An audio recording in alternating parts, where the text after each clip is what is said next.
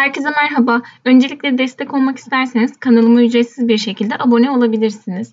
Bugün yumuşacık bir hamburger ekmeği yapıyoruz. Bunun için gerekenler 1 su bardağı ılık su ve yarım su bardağı ılık sütümüzü bir kapta karıştırıyoruz. Ardından üzerine 1 yemek kaşığı toz şekerimizi ilave ediyoruz. Ve üzerine 2 çay kaşığı kuru mayamızı, instant mayamızı ilave edip güzelce karıştırıyoruz maya karışana kadar.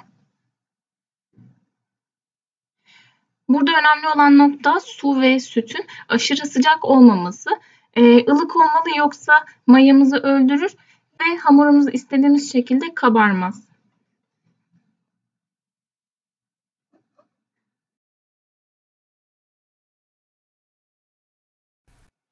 Evet, mayamızı bu şekilde karıştırdıktan sonra 5 dakika kenarda beklemeye alıyorum. Ben üzerini kapatıp da bekletiyorum.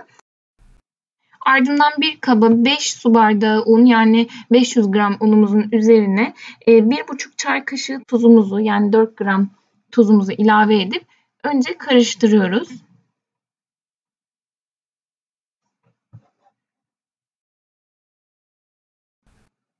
Unumuzun ortasına bu şekilde bir havuz oluşturuyoruz ve maya karışımımızı, 5 dakika beklemiş olan maya karışımımızı unumuzun ortasına doğru ilave ediyorum. Ardından 2 yemek kaşığı zeytinyağımızı da koyuyoruz. Ve tahta kaşık yardımıyla kenarlardan azar azar un alarak karıştırmaya başlıyorum.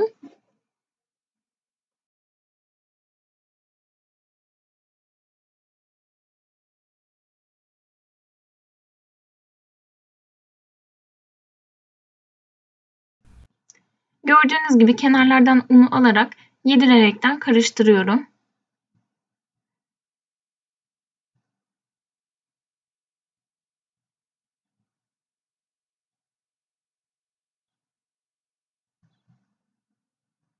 Bu aşamadan sonra artık kaşıkla yapmak zorlaşacağı için el ile yoğurmaya geçebiliriz.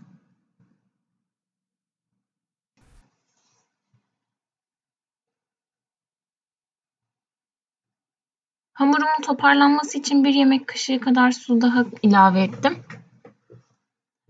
Hamurumuz oldukça yumuşak bir hamur olmalı. Ne kadar yumuşak bir hamur olursa hamburger ekmeğiniz o kadar güzel olacaktır. Şimdi artık yoğurmak için unsuz tezgaha döküyorum.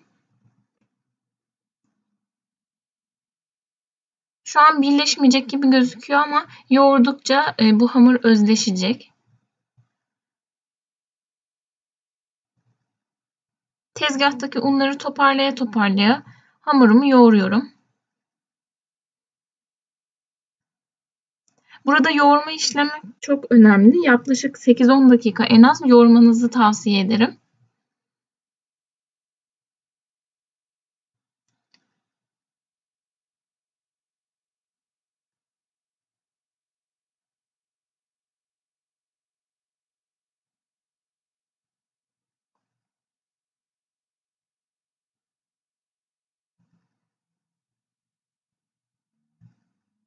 Gördüğünüz gibi hamuru katlaya katlaya, arada tezgaha çarptıraraktan yoğuruyoruz.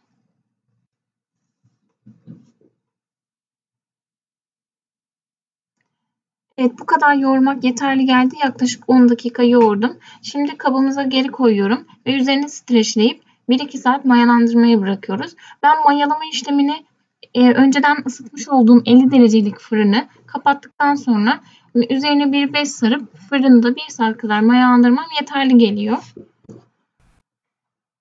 Evet, hamurum önceden ısıtmış olduğum kapalı fırında yaklaşık 1 saat kadar mayalandı. Gördüğünüz gibi yaklaşık 2 katına çıktı hamur. Evet, hamurumun havasını aldırıyorum bu şekilde kenarlardan ortaya doğru kapataraktan. Bu arada hamur yumuşak bir hamur olmalı. Asla un ilavesi yapmayın. Evet, hamurumu tezgaha alıyorum.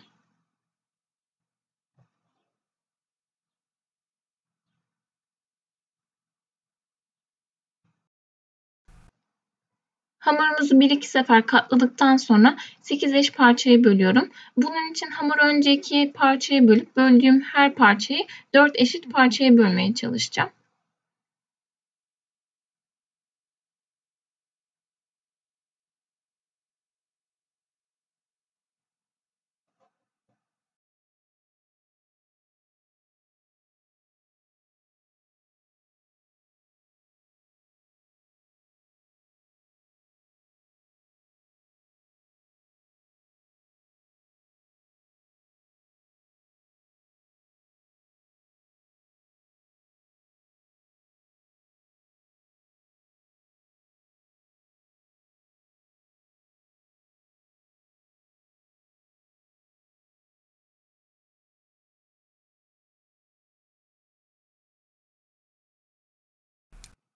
8 parçaya bölmüş olduğum hamuru yuvarlayıp yağlı kağıt serilmiş bir fırın tepsisine alıyorum. Fırın tepsisinde de yaklaşık 1 saat kadar mayalandırıyoruz. Ben yine fırında mayaladım, kapalı fırında. Mayalanmış olan hamurlarımızın üzerine sürmek için bir kaba bir yumurtayı kırıyoruz. Üzerine 1 yemek kaşığı süt ilave ediyorum. İsterseniz su ya da zeytinyağı da ilave edebilirsiniz süt yerine. Evet, güzelce karıştırdıktan sonra tüm hamurlarımın üzerine sürüyorum.